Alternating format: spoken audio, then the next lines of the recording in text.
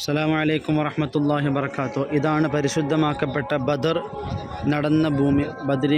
ബദർ യുദ്ധത്തിൽ പങ്കെടുത്ത ഭൂമിയാണ് ഈ കാണുന്നതാണ് തടാകം. വെള്ളം ശേഖരിച്ച് വെച്ചത് നബി സല്ലല്ലാഹു അലൈഹി വസല്ലം തങ്ങൾക്കും സ്വഹാബത്തുൽ കിറാമിനും ഉളൂ എടുക്കാനും വേണ്ടിക്കൊണ്ട് വെള്ളം ശേഖരിച്ച് വെച്ചിരുന്ന സ്ഥലമാണിത്.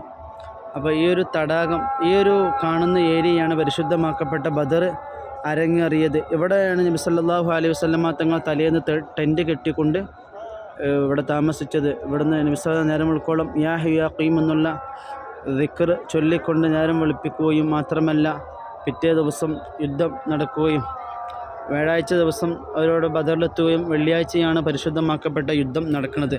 ആ ബദർ യുദ്ധം നടന്ന പരിശുദ്ധമാക്കപ്പെട്ട ഭൂമിയാണ് ഈ കാണുന്നത്. ഇതാണ് ആ ബദർ യുദ്ധത്തിൽ വിജയിച്ച നബി സല്ലല്ലാഹു അലൈഹി വസല്ലം തങ്ങൾ സ്വഹാബത്തുൽ കിറാം വളരെ ചുരുക്കമാണെങ്കിൽ ശത്രുപക്ഷത്ത് 1000-ഓളം വരുന്ന ആളുകളും അവരുടെ യുദ്ധ സാമഗ്രികളും അതുപോലെ തന്നെ കുതിരകളും അവർ വളരെയേറെ ഭക്ഷണങ്ങളൊക്കെ കഴിച്ചുകൊണ്ട് നല്ല ആരോഗ്യപരമായി കൊണ്ടാണ് സ്വഹാബത്തുൽ കിറാം. ഇതൊക്കെ വളരെയേറെ പരിതാപകരമായിരുന്നു.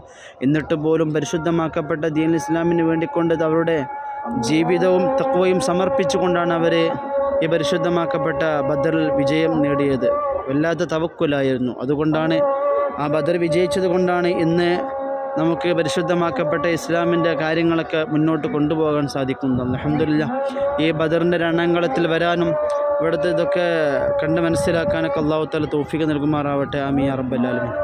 ഇതാണ് ബദർ ഭൂമി.